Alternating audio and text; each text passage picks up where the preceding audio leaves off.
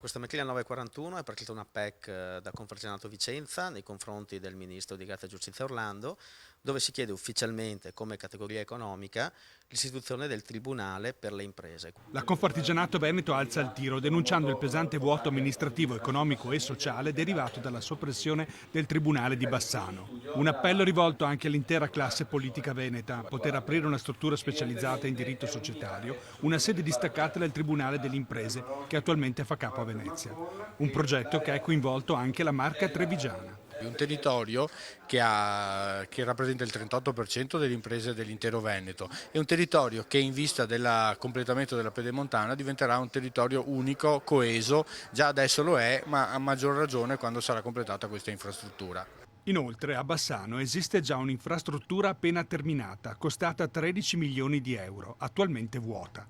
Quali vantaggi concreti immediati? I tribunali delle imprese hanno rappresentato un esperimento di successo in quanto hanno portato la media delle cause relative a diritti di proprietà, brevetti fra imprese sotto l'anno di durata. Prima eravamo sicuramente sopra i 3 e cause economiche generiche sopra i 5.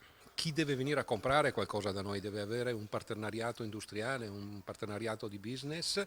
Se sa che c'è una giustizia che funziona, sicuramente viene in maniera più veloce e sicuramente molto più tranquilla e serena.